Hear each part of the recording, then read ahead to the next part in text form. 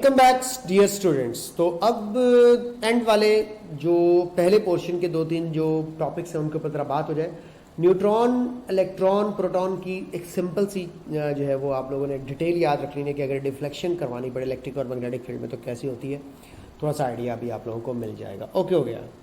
सुनाओ, अगर मैं न्यूट्रॉन्स की बात करता हूँ तो न्यूट्रॉन्स रिमेन अनडिफ्लेक्टेड, सब जानते हैं, when passing through electric field showing that neutrons are neutral particles.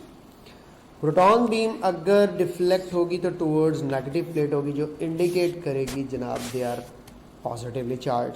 Electrons deflect होंगे टुवर्ड्स पॉजिटिव प्लेट जो कि इंडिकेट करेंगे they are having negative charge.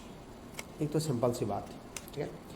Electric और मैग्नेटिक फील्ड दोनों में भी डिफ्लेक्शन है, लेकिन अभी मैं सिर्फ इलेक्ट्रिक फील्ड की बात करूँ। ये देखें, ये पॉजिटिव प्लेट है, नेगेटिव। पेपर में सवाल क्या आएगा, आपसे कहेगा ए बी सी और यहाँ पे फोटोग्राफिक प्लेट लगा दी जाए।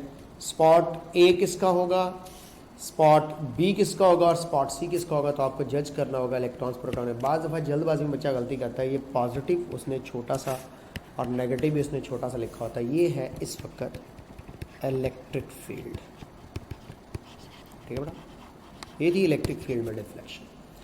अब ये कोई मुश्किल काम नहीं है कि बीम ऑफ पार्टिकल्स आए तो आपको पता, कोई आपसे कहे कि अल्फा पार्टिकल यहाँ पे आ जाए, बीटा पार्टिकल आ जाए,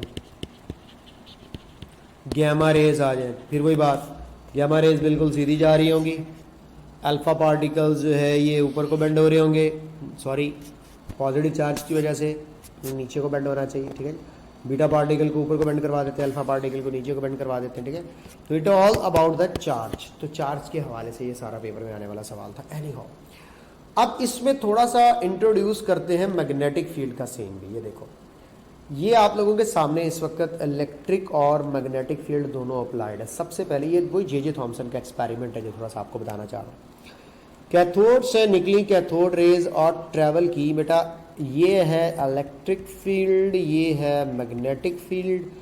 दोनों अगर ऑफ है तो कैथोड रेज अनडिफ्लेक्टेड होंगी और सीधी पॉइंट बी पर हिट करेंगी। ये भी पेपर में आपसे एमसीक्यू पूछ सकता है कि in the absence of electric and magnetic field what will be the spotting position of cathode raise.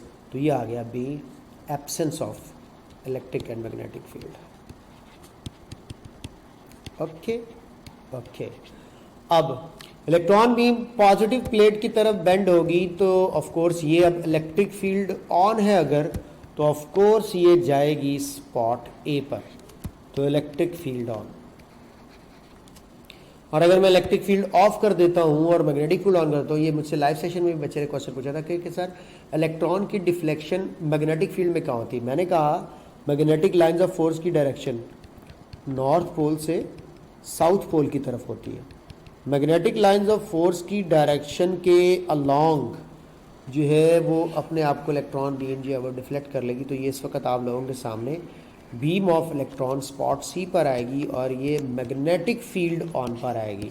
यानी कि मैग्नेटिक फील्ड ऑन पर 1 लिख दिया मैंने, ऑन पर आपको मिलेगा C point, electric field on पर मिलेगा आप लोगों को ए पॉइंट, दोनों ऑफ पर आपको मिलेगा बी पॉइंट। अब जे साहब ने क्या किया था, जे साहब ने इस मैग्नेटिक फील्ड और इलेक्ट्रिक फील्ड दोनों की वैल्यूज़ को इस तरह एडजस्ट किया कि फिक्स किया और एक फार्मूला लगाया जो कि हमारे यहाँ मुख्तलिफ किताबों में लिखा जाता है, लेकिन यहाँ एंट्रेंस पढ़ाते हैं उसकी ज़रूरत नहीं है।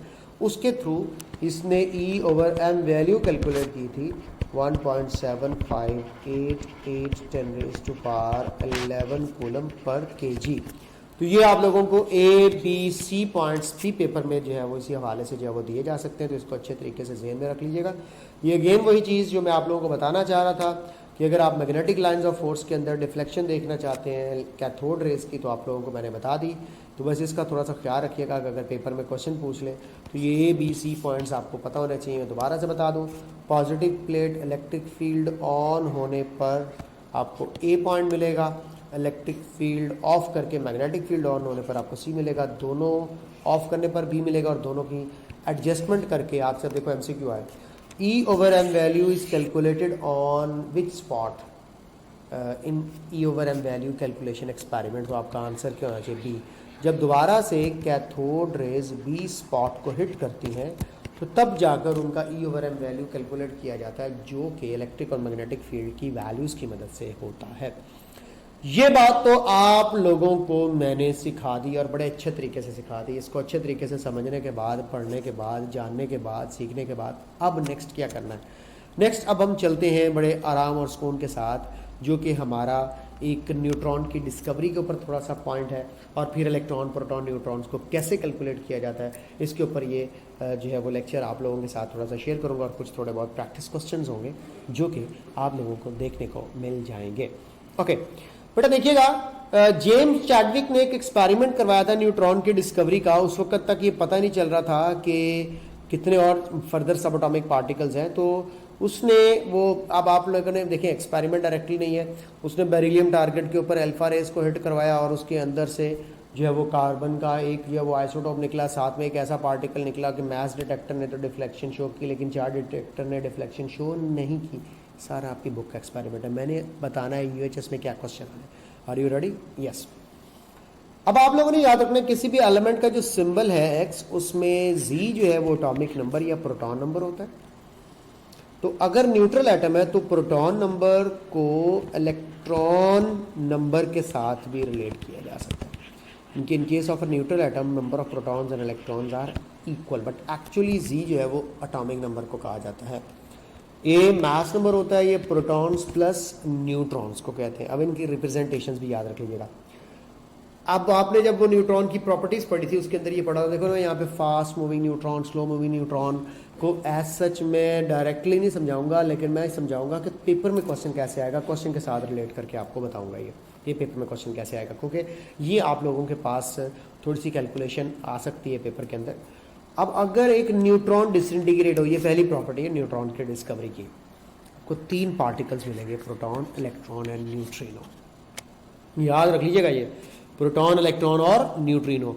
ए neutron is a combination of proton, electron और न्यूट्रिनो।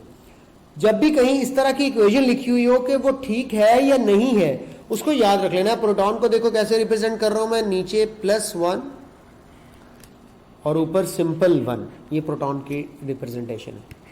नीचे -1 और ऊपर 0, ये याद रख लीजिएगा, यानी कि मैथ्स नंबर में कोई चेंज नहीं है लाने वाला।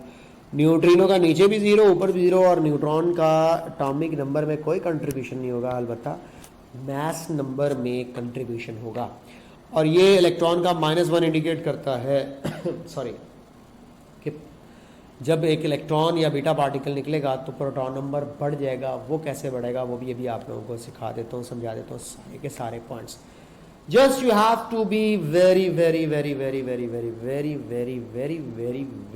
vigilant.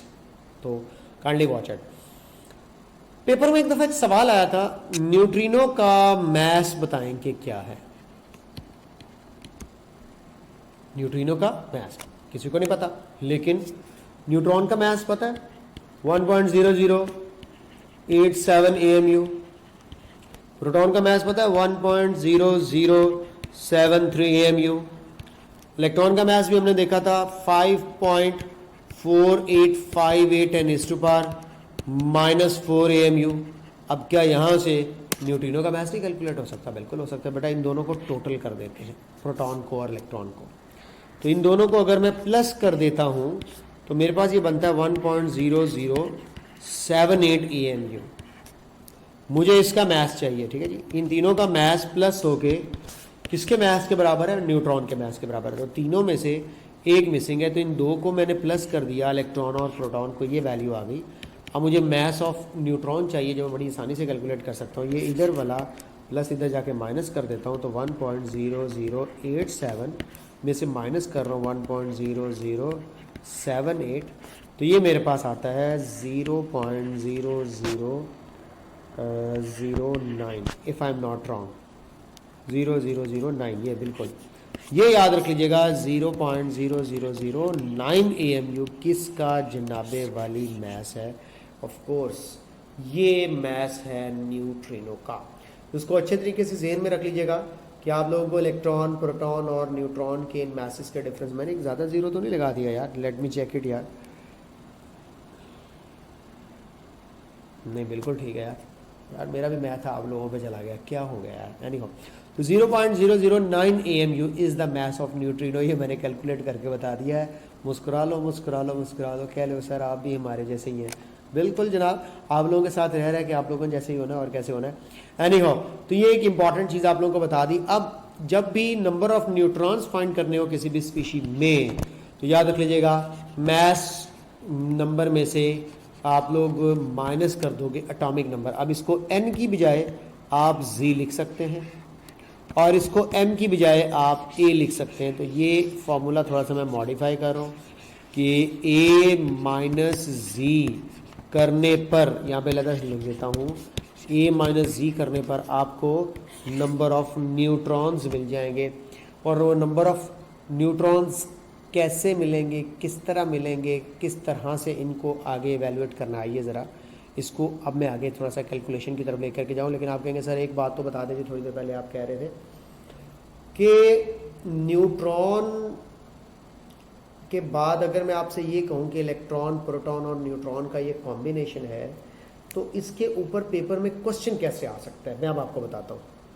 आपसे सवाल ये आएगा कि एक इक्वेशन दी हुई होगी, उस इक्वेशन में एक पार्टिकल मिसिंग होगा, आपने वो पार्टिकल आइडेंटिफाई करना होगा। यानी कि आप लोग अगर इसमें ये टोटल एटॉमिक नंबर और मास नंबर को सम करें तो लेफ्ट हैंड साइड और राइट हैंड साइड का इक्वल होना चाहिए। करके देख लेते। मास नंबर 1 0 0 कितना बन गया 1, प्लस 1 माइनस 1 0, प्लस 1 माइनस 1 0, क्या बन गया 0। ठीक है बेटा, इधर आगे देखते हैं। बिल्कुल जी ऊपर मैथ्स नंबर 1 है, एग्जैक्टली है, और यहाँ पे 0 है, बिल्कुल है। तो ये तो एक आप लोगों के सामने थोड़ी सी सूरत हाल मैंने बता दी कि ये एटॉमिक नंबर्स और मैथ्स नंबर्स के सम जो है वो इक्वल होने चाहिए। ये बात अब आप लोग अच्छे तरीके से ज़हन में बिठा लो, तय कर लो इसको। अब आगे हम लोगों ने पढ़ना क्या है कि हम लोग अब पढ़ने लगे हैं कैलकुलेशन ऑफ या deduction of electron, protons and neutrons. Electron, proton और न्यूट्रॉन नंबर कैसे कैलकुलेट किया जाता है, इसके ऊपर थोड़ी सी बात हो जाए। कुछ रूल्स हैं वो आपको बता दूं, फिर प्रैक्टिस की तरफ चलते हैं। For an element consisting of neutral atoms, atomic number क्या होगा, नंबर ऑफ प्रोटॉन्स भी और नंबर ऑफ इलेक्ट्रॉन्स भी। यानी कि अगर मैं बात करता हूँ सोडियम की, एटॉमिक नंबर 11 है, मास नंबर 23 है। तो अगर मैं इसके एटॉमिक नंबर को देखता हूँ तो इसके एटॉमिक नंबर 11 है, तो मुझे कह देना चाहिए कि इसमें प्रोटॉन्स भी 11 होंगे और इसमें इलेक्ट्रॉन्स भी 11 होंगे, because I am talking about a neutral atom. ठीक है, ये अब आप लोगों ने बात ध्यान में रख लेनी है। Mass number atomic number plus number of neutrons को कहते हैं। क्या मतलब एटॉमिक नंबर, यानी कि नंबर ऑफ प्रोटॉन्स। यानी कि ए जो है उसको मैं p प्लस एन लिख सकता हूँ, ए को p प्लस एन लिख सकता हूँ। नंबर ऑफ न्यूट्रॉन्स फाइंड करने के लिए अभी मैंने आपको बताया कि नंबर ऑफ न्यूट्रॉन्स जो हैं वो फाइंड करने हो तो मास नंबर ए में से एटॉमिक नंबर z माइनस कर दिया जाएगा। तो ये आप लोगों को चंद एक छोटी छोटी बातें बतानी थी कि atomic number, number of protons and electrons होते हैं। यानी कि जो मैं कह सकता हूँ कि z is equal to protons is equal to electrons. लेकिन बेटा ये किस केस में पॉसिबल है, ये है in case of neutral atom. Where is the neutral atom, यहाँ पे मैं इसको अप्लाई कर देता हूँ। ये देखो ये ऊपर लिखा हुआ न्यूट्रल एटम। ओके, तो ये न्यूट्रल एटम के लिए ऊपर केस एप्लीकेबल है। अब ये अब आप लोगों ने भूलना नहीं है कि in case of neutral atom atomic number z is equal to proton and electrons. ठीक है जी।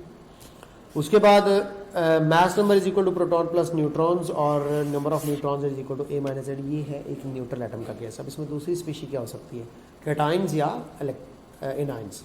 तो थोड़ा सा कैटाइंस और एनाइंस की तरफ भी चले जाते हैं। ये मैंने अभी आप लोगों के सामने एक्सप्लेन कर दिया। सोडियम की एग्जांपल दी थी, एटॉमिक नंबर अगर 11 था तो प्रोटॉन्स भी 11 है और इलेक्ट्रॉन्स भी 11 है। मास नंबर अगर 23 है तो अगर आप लोग इसके प्रोटॉन्स और न्यूट्रॉन्स को टोटल करें तो वो 23 बनते हैं। और न्यूट्रॉन्स फाइंड करने के लिए मास नंबर और एटॉमिक नंबर को माइनस करना, 23 में से 11 को सब्ट्रैक्ट किया तो आया 12। तो ये 23 माइनस 11 इज इक्वल टू 12, बच्चे वाली बातें हैं। तो अब अगर 23 के अंदर 11 अगर प्रोटॉन्स हैं तो बाकी 12 क्या होंगे, न्यूट्रॉन्स। टोटल सम किसके होगा 23। पेपर में क्या सवाल आएगा, कभी 11 मिसिंग तो कभी 12 मिसिंग तो कभी 23 मिसिंग तो कभी 11 मिसिंग। तो इस तरह से कुछ चीज़ें मिस करके आपको देगा। कैसे मिस करके देगा ये आपको प्रैक्टिस क्वेश्चन में पता चलेगा। फॉर एग्जाम्पल एक छोटा सा क्वेश्चन है जो मैं अपने स्टूडेंट से पूछना चाहता हूँ, इस क्वेश्चन का आंसर आपको आता होगा। क्या क्वेश्चन है? What is the composition of alpha particle? Alpha particle का कंपोजिशन पूछा गया है। अब आपको असल बात बताने का वक्त आया है। अल्फा पार्टिकल किसे कहते हैं याद रख लीजिएगा। Alpha particle is helium nucleus. छोटी सी कैलकुलेशन भी तो साथ हो जाए। Alpha particle is helium nucleus. जरा हीलियम के न्यूक्लियस में जाकर के देखते हैं, इसका एटॉमिक नंबर 2, मास नंबर 4 है। आए जरा न्यूक्लियस में प्रोटॉन्स लिखने होंगे 2, एटॉमिक नंबर से पता चल रहा है। न्यूट्रॉन्स कितने होंगे? 4 - 2 = 2, यानी कि 2 न्यूट्रॉन्स होंगे इसके अंदर, तो वो भी मैंने लिख दी। बाहर इलेक्ट्रॉन्स है, उसका कोई कंसर्न नहीं। अल्फा पार्टिकल को जब भी रिप्रेजेंट किया जाता है तो याद रखिएगा He लिखकर उसके ऊपर +2 लिखा जाता है। कोई भी आपसे पूछ ले अल्फा पार्टिकल को रिप्रेजेंटेशन, तो आपने कहना है He +2 हीलियम न्यूक्लियस। क्यों? वाई? अल्फा पार्टिकल को हीलियम न्यूक्लियस क्यों कहा जाता है? बता दूं, रियली बता दूं तो सुन लो। अल्फा पार्टिकल को हीलियम न्यूक्लियस कहने की वजह, because both are having same E/m value. दोनों की E/m वैल्यू क्या है? सेम है। कोई आपसे कहे कि H+ आयन को प्रोटॉन क्यों कहा जाता है? थोड़ी देर पहले हम लोगों ने कैथोड रेस को इलेक्ट्रॉन कहा था, तो किसकी बेस पर कहा था? E/m वैल्यू की बेस पर कहा था। तो अगर H+ आयन को मैं प्रोटॉन कह रहा हूं तो उसकी भी वजह E/m वैल्यू सेम होगी। अल्फा पार्टिकल को हीलियम न्यूक्लियस कहने की वजह भी इनकी सेम E/m वैल्यू है। क्या मतलब? Charge of alpha particle and mass of alpha particle just equal to the charge and mass of helium nucleus. क्या बोला मैंने? बेटा हीलियम के न्यूक्लियस पर कितना चार्ज है? कोई मुझे बताओ। इस न्यूक्लियस पर गौर से देखो तो कितना चार्ज दिख रहा है? +2 प्रोटॉन्स की वजह से। मास टोटल कितना बन रहा है? 2 प्रोटॉन और 2 न्यूट्रॉन का मिला ले तो कितना? 4। तो यूं समझ लो ये +2/4 ही चार्ज और मास अल्फा पार्टिकल का है, यही +2/4 ही चार्ज एंड मास किसका है? हीलियम न्यूक्लियस का है। तो दोनों का अगर चार्ज और मास बराबर है, दोनों की E/m वैल्यू बराबर है, तो दोनों को एक दूसरे के साथ रिलेट किया जा सकता है। आप कैसे इसको भी प्रूव कर दें, प्रोटॉन और H+ आयन। बच्चे से पूछे H+ आयन को प्रोटॉन क्यों कहा जाता है? बच्चे कहते हैं सर एक मिनट, इसके न्यूक्लियस के अंदर एक प्रोटॉन मौजूद होता है, कोई न्यूट्रॉन मौजूद नहीं होता, और बाहर एक इलेक्ट्रॉन मूव कर रहा होता है। एक इलेक्ट्रॉन जो ऐसे निकलेगा, लो जी निकाल के पीछे एक प्रोटॉन बचेगा, इसलिए इसको प्रोटॉन कहते हैं। शर्म आनी चाहिए आप लोगों को। छोटी क्लासेस में इस तरह के जवाब देते हुए बंदा अच्छा भी लगता है। एंट्रेंस के स्टूडेंट हो, शर्म करो कुछ। आपने आइंदा के बाद कहना है कि H+ आयन और प्रोटॉन की E/m वैल्यू क्या है? सेम प्रूव करूं। कितना चार्ज दिख रहा है हाइड्रोजन पर? +1। प्रोटॉन पर भी कितना चार्ज होता है? यूनिट पॉजिटिव कंसिडर किया जाता है। मास कितना है? 1.008 AMU, और प्रोटॉन का भी मैस हम लोगों ने अभी थोड़ी देर पहले देखा 1.0073 AMU। तो दोनों का E/m वैल्यू अप्रॉक्सीमेटली एक दूसरे के इक्वल है। So that's why H+ ion को प्रोटॉन कहा जाता है, दैट्स वाई अल्फा पार्टिकल को हीलियम न्यूक्लियस कहा जाता है, दैट्स वाई कैथोड रेस को इलेक्ट्रॉन कहा जाता है। Lock this concept with your people. Okay, अब इस क्वेश्चन का आंसर आप कहेंगे सर क्वेश्चन हल हो चुका है। ऑप्शन में प्रोटॉन 2 होने चाहिए, न्यूट्रॉन 2 होने चाहिए और इलेक्ट्रॉन 0 होने चाहिए, क्योंकि न्यूक्लियस में कोई इलेक्ट्रॉन एग्जिस्ट नहीं करता। तो इनमें से कौन सी ऑप्शन है? इनमें से कोई ऑप्शन नहीं है। असल ऑप्शन ये ईटा ऑप्शन थी। एक एक करके लाएं, ये एक्चुअली ईटा ऑप्शन थी जो कि आप लोगों को मैंने दिखाई नहीं, छुपा दी। और ये आगे हीलियम की सारी कैलकुलेशन आपको बता दी 2-4 के हिसाब से जो मैं यहाँ पे कर रहा था। So this is a story about this question. I am proceeding towards the next table. ये टेबल मैंने आपको यूनिट 1 में बताया था। मैंने आपसे प्रॉमिस किया था कि एटॉमिक स्ट्रक्चर में ये टेबल आपके साथ दोबारा शेयर करूँगा। इस टेबल की अब शेयरिंग आपके साथ जो मैं दोबारा करने लगा हूँ उसको बड़े तसल्ली से, डिटेल से समझना है आप लोगों ने। आइसोटोप्स को हम पहले डिटेल में पढ़ चुके हैं। अब देखो आइसोटोप्स में proton number same, neutron number different, electron number same, nucleon number different और एग्जाम्पल्स। ये बात मैंने पहले भी बताई है, दोबारा भी बता देता हूँ। एग्जाम्पल्स उठा लेता हूँ और मजीद ले आता हूँ। अगर मैं आप लोगों के सामने ये 2 आइसोटोप्स लेता हूँ, क्लोरीन का 35 और 37 वाला, अब आप यूँ समझ लो इलेक्ट्रॉन, प्रोटॉन और न्यूट्रॉन की कैलकुलेशन की आपकी प्रैक्टिस करवाने लगा। आप लोग अगर देखें दोनों में एटॉमिक नंबर 17 सेम है तो इसका मतलब है प्रोटॉन सेम होंगे। ओके, ये बात समझ आ गई। उसके बाद न्यूट्रॉन नंबर डिफरेंट हो गए क्योंकि आइसोटोप्स डिफरेंट ही न्यूट्रॉन नंबर से होते हैं। कैलकुलेट करके देख लो, ये देखो 35 में से 17 डिडक्ट करना है आप लोगों ने। 35 में से 17 डिडक्ट करना है तो क्या बनता है जनाबे वाली, यहाँ पे मैं लिख देता हूँ कि 35 माइनस 17 इज इक्वल टू 18। 37 में से 17 डिडक्ट करूँ तो ये कितना आ गया मेरे पास 20, डिफरेंट नंबर ऑफ न्यूट्रॉन्स आ गए। ओके, उसके बाद इलेक्ट्रॉन नंबर, अगर प्रोटॉन नंबर सेम है और ये दोनों न्यूट्रल हैं, इन पे कोई चार्ज नहीं है, तो इसका मतलब ये हुआ कि यहाँ पे इलेक्ट्रॉन नंबर भी क्या होगा सेम। ये भी बात वेरीफाई होगी, ये भी वेरीफाई होगी। न्यूक्लियॉन नंबर क्यों डिफरेंट है, क्योंकि हमने पढ़ा हुआ है कि इनका मास नंबर आइसोटोप्स का हमेशा क्या होता है डिफरेंट होता है, तो ये बात भी वेरीफाइड है। ये आइसोटोप्स की बात थी, आ गई आइसोबार्स। मैंने लिखा आइसोबार्स में प्रोटॉन नंबर डिफरेंट है, न्यूट्रॉन नंबर डिफरेंट है, इलेक्ट्रॉन नंबर डिफरेंट है और न्यूक्लियॉन नंबर जो है वो सेम है। इसको थोड़ा सा प्रूव करते हैं। ये लिखे हुए isobars, they are having same mass number. Okay, अब आइए जरा देखते हैं कि इनका प्रोटॉन नंबर कैसा डिफरेंट है। ये देखें, इसका एटॉमिक नंबर 6, इसका 7। जब एटॉमिक नंबर डिफरेंट है तो इसका मतलब है of course mass proton number जो है वो डिफरेंट हो गए क्योंकि एटॉमिक नंबर से कैलकुलेट करते हैं। ओके, फिर है न्यूट्रॉन नंबर, कैलकुलेट कर लो। 14 माइनस 6 7, 14 माइनस 7, तो यहाँ पे लिख देता हूँ 14 माइनस 6। जब मैथ नंबर डिफरेंट होगा तो ऑफ कोर्स ये डिफरेंट हो ही जाएंगे। 14 माइनस 7 इज इक्वल टू 7, तो ये भी वेरीफाई हो गए, डिफरेंट हो गए। उसके बाद इलेक्ट्रॉन नंबर कैसे डिफरेंट है, जब शुरू में जब तुमने प्रोटॉन नंबर डिफरेंट लिख दिया तो याद रख लो प्रोटॉन और इलेक्ट्रॉन तो बराबर होते हैं। मैंने बोला जब न्यूट्रल एटम हो तो उसका मतलब इलेक्ट्रॉन नंबर भी होंगे और मास नंबर सिर्फ इनका सेम होगा, जिसको हम न्यूक्लियॉन नंबर कहते हैं, जो ऊपर आपको दोनों का 14 लिखा हुआ दिख रहा है। गॉट द पॉइंट, समझ आइए बात की। वेल, आगे चलते हैं आइसो इलेक्ट्रॉनिक स्पीशीज की तरफ। आइसो इलेक्ट्रॉनिक क्या होते हैं, प्रोटॉन नंबर डिफरेंट स्पीशीज है। देखो 7, 8, 11, 12, कोई एतराज नहीं सर। न्यूट्रॉन नंबर सेम और डिफरेंट दोनों हो सकते हैं, इलेक्ट्रॉन नंबर सेम होंगे। अब देखो आप कहेंगे सर यहाँ पे तो डिफरेंट और आपने कर दिया प्रोटॉन नंबर डिफरेंट है। आइसो इलेक्ट्रॉनिक में ऐसा होता है, आपसे कोई कहे आइसोटोप्स आइसोबार में इलेक्ट्रॉन और प्रोटॉन डिफरेंट होते हैं सेम होते हैं, तो आपने कहना सेम होते हैं। लेकिन आइसो इलेक्ट्रॉनिक स्पीशीज में इलेक्ट्रॉन और प्रोटॉन डिफरेंट होते हैं। ये बात ज़हन में रख लीजिएगा, सेम नहीं होते हैं। सिर्फ अगर सेम होगा तो इलेक्ट्रॉन्स होंगे, अगर होंगे डिफरेंट तो प्रोटॉन्स। तो proton number is always different in case of iso electronic. ये देखो 7, 8, 11 एंड 12। हाँ, इलेक्ट्रॉन देखते हैं। 7 में -3 चार्ज का मतलब है 3 आ गए तो 10 हो गए, 8 में 2 आ गए तो 10 हो गए, 11 में से 1 चला गया तो 10 हो गए, 12 में से 2 चले गए तो 10 होंगे। They are having same number of electrons actually, so I must say electron number same. बाकी इनके मास नंबर डिफरेंट और सेम दोनों हो सकते हैं। ये एग्जांपल्स आपको मैं पहले भी दे चुका हूँ। अगर मुझसे ये एग्जांपल आप दोबारा से सुनना या समझना चाहते हैं तो आइए मैं ये एग्जांपल आपके सामने यहाँ पे पुट भी कर देता हूँ। ये देखें, मेरे पास इस वक्त 2 स्पीशीज़ हैं, इनके हवाले से मैंने बात करनी है। एक है कैल्शियम और एक है आर्गॉन।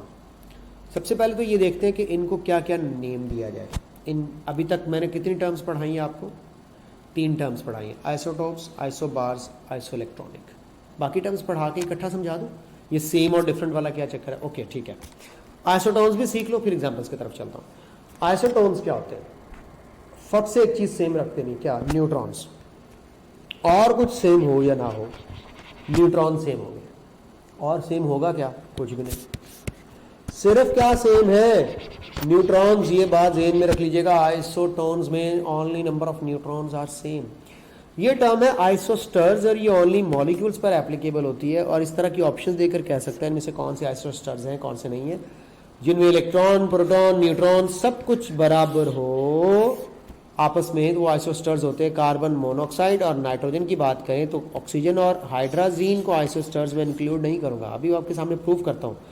कार्बन का 6, ऑक्सीजन का 8, ये 12 और ये 16।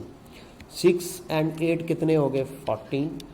और उसके बाद आप लोग अगर यहाँ पे इनके न्यूट्रॉन कैलकुलेट करते हो तो 12 में से 6 निकलते हैं 6 और फिर ये 60 में से 8 निकलते हैं, तो इसके अंदर 14 प्रोटॉन्स होंगे, 14 इलेक्ट्रॉन्स होंगे और 14 ही न्यूट्रॉन्स होंगे। तो क्या वाकई N2 में भी ऐसा आप करके देख लो। नाइट्रोजन का 7 और 14 है, मल्टीप्लाई बाय 2 करना है आप लोगों ने बस। 7 in 2s are 14 proton, 7 2s are 14 electrons और 14 में से 7 निकाल के 7 2s आर 14 न्यूट्रॉन्स। तो इन दोनों स्पीशीज़ के इलेक्ट्रॉन प्रोटॉन और न्यूट्रॉन सब कुछ इक्वल है। ये मैं बताना चाह रहा था आप लोगों को आइसोस्टर्स के वाले से। आप देखो ऑक्सीजन O2 में 8 ऑक्सीजन 8 16 है, मल्टीप्लाई बाय 2 करना है तो 8 2s आर 16 इलेक्ट्रॉन है इसके अंदर, ये 16 प्रोटॉन है। तो नाइट्रोजन में देखें 7 2s आर 14 एंड ये 4 हाइड्रोजन के मिला लें तो कितने हो गए 18। तो इसका मतलब ये आइसो इलेक्ट्रॉनिक नहीं है या आइसोस्टर्स नहीं है, क्योंकि इनके इलेक्ट्रॉन प्रोटॉन न्यूट्रॉन डिफरेंट है। समझ गए बात को। अब आइसोटोप्स, आइसोबार्स, आइसो इलेक्ट्रॉनिक और आइसोटोन्स में से पेपर में क्या सवाल आएगा, पेयर देगा कि एक से ज़्यादा स्पीशीज दे सकता है, कहेगा इनको किस कैटेगरी में शामिल करना है, इनको आइसोबार्स में शामिल करना है, आइसोटोन्स में शामिल करना है, आइसो इलेक्ट्रॉनिक में शामिल करना है, आइसो स्टर्स के अंदर। जो भी आपसे पेपर में सवाल आए वो इसी किस्म का क्वेश्चन होगा कि इनको किस कैटेगरी के अंदर इंक्लूड करना चाहते हैं, किस कैटेगरी में इंक्लूड करना चाहते हैं। तो आइए जरा ये डिस्कशन हो जाए। अब आप लोगों के सामने ये 2 स्पीशीज है, कैल्शियम और आर्गन, और आप लोग मुझे बताने जा रहे हो इसको किस कैटेगरी के अंदर इंक्लूड करूंगा।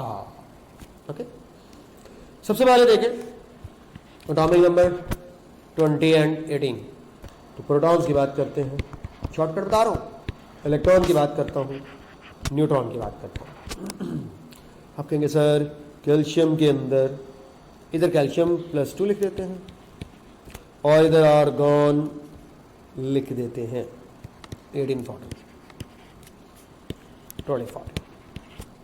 प्रोटॉन देखें, आपने कहा सर प्रोटॉन कैल्शियम में 20 है, इधर कितने हैं, आप कहेंगे सर इधर 18 है। इलेक्ट्रॉन्स की बात करते हैं, +2 चार्ज इंडिकेट कर रहा है कि 20 में से 2 डिडक्ट हो चुके होंगे, क्योंकि आपको पता है पॉजिटिव चार्ज जितना बढ़ता है उतने इलेक्ट्रॉन्स कम होते चले जाते हैं। तो अगर मैं आप लोगों से कहता हूँ कि कैटाइंस का केस है और number of electrons find out करने हैं तो इज इक्वल टू होंगे, याद रख लीजिएगा, Z minus number of positive charges. यानी कि जो भी एटॉमिक नंबर हो उसमें से पॉजिटिव चार्जेस को माइनस कर देना तो आपको नंबर ऑफ इलेक्ट्रॉन मिल जाएंगे। कितना एटॉमिक नंबर था 20, चार्ज कितना था +2, 20 में से 2 निकाल दो तो बाकी कितने रह गए 18। तो मैं लिख रहा हूँ 18 इलेक्ट्रॉन है इसके अंदर। ये न्यूट्रल है, इसके ऊपर कोई चार्ज नहीं है, इसका मतलब है इसके इलेक्ट्रॉन्स 18 होंगे। इट मीन्स दैट कि मैं इस पेयर को एक नाम दे सकता हूँ आइसो इलेक्ट्रॉनिक। ओके, और भी तो देखें क्या नाम दिया जा सकता है आइसो इलेक्ट्रॉनिक के अलावा, और 2 नाम भी तो हो सकते हैं। न्यूट्रॉन देखते हैं, न्यूट्रॉन कैलकुलेट करना हो 40 माइनस 20,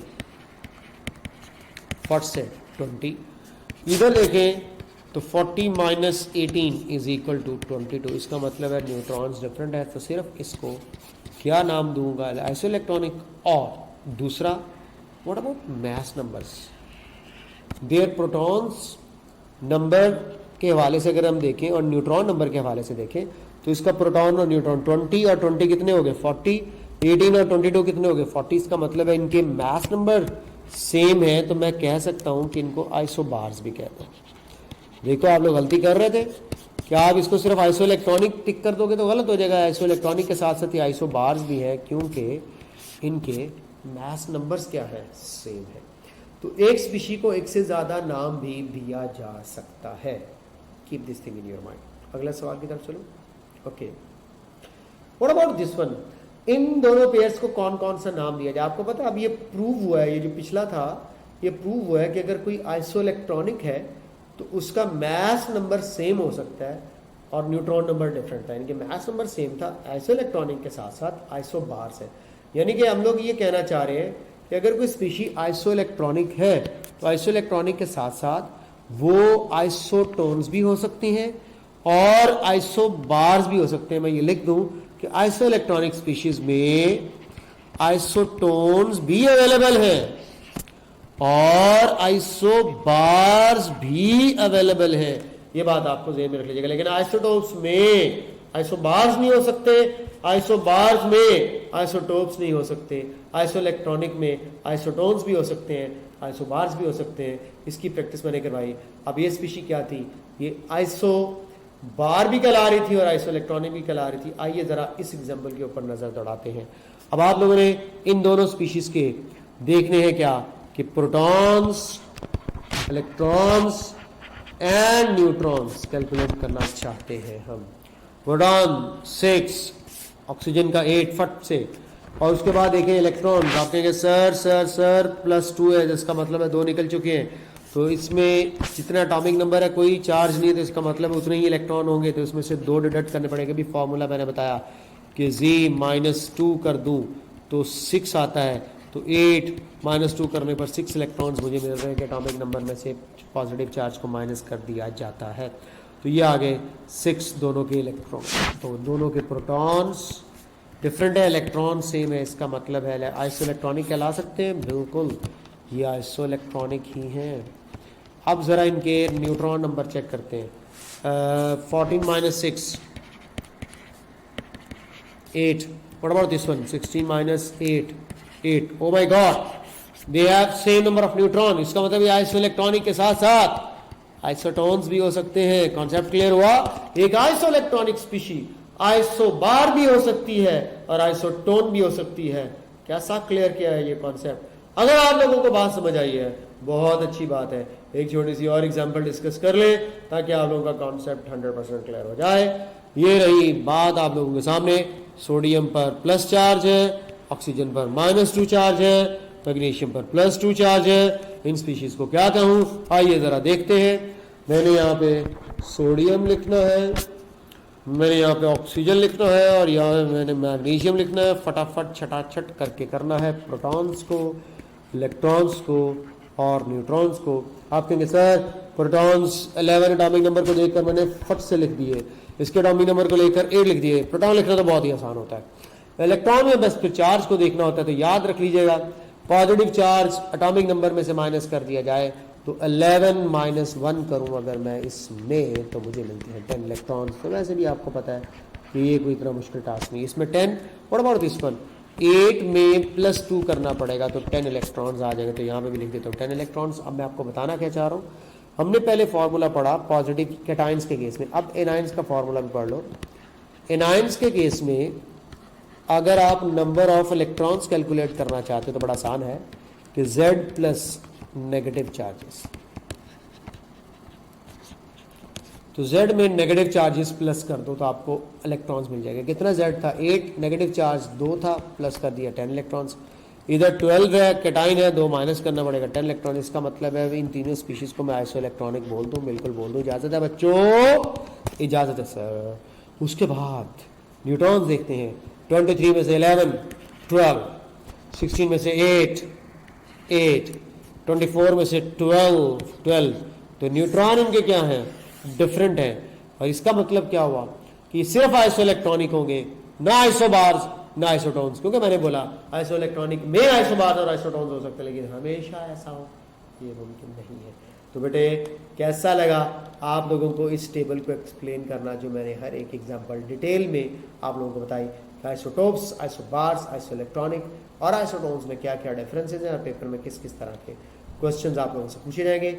ये छोटी सी स्टोरी थी इलेक्ट्रॉन, प्रोटॉन और न्यूट्रॉन की कैलकुलेशन की। अब आगे इसी कैलकुलेशन को थोड़ा सा मजीद बढ़ा करके आप लोगों को कुछ प्रैक्टिस क्वेश्चन भी करवाऊँ, इस तरह के कुछ क्वेश्चंस, और ये आप लोगों के साथ आइसोटोप्स और इनके कुछ प्रैक्टिस क्वेश्चन के साथ मैं एक सेपरेट वीडियो बना रहा हूँ ताकि वीडियो की लेंथ इतनी रहे कि आप लोगों को प्रॉपर तरीके से समझ आए। अब अगली वीडियो में और बड़े मजे मजे के कॉन्सेप्ट इस तरह के कि अगर कोई इक्वेशन लिखी हुई हो उसमें मिसिंग पार्टिकल को कैसे ढूंढना है, आइए जरा इसके ऊपर बात करते हैं। मैं नेक्स्ट वीडियो वॉच कीजिएगा। अल्लाह हाफिज़।